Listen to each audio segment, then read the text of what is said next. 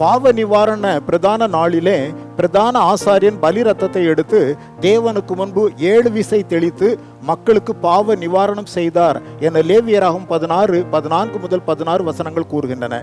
இயேசு கிறிஸ்துவாகிய நம்முடைய ஆண்டவர் 1 யோவான் 4:10 காண்கிறபடி நம்முடைய கிருபாதார பலியாக தம்மை ஒப்பு கொடுத்தார்.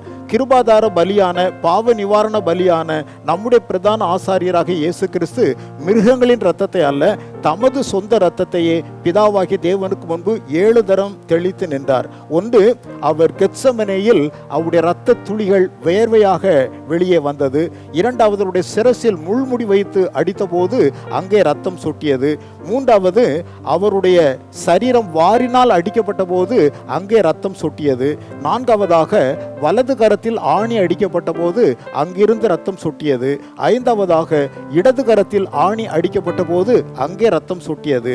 ஆறாவதாக, 2 கால்களையும் ஒன்றாக்கி ஆணி அடித்த போது ரத்தம் சொட்டியது. ஏழாவதாக, ஒருவன் ஈட்டி கொண்டு குத்தின போது அங்கே 7வது விசையும் ரத்தம் சொட்டியது.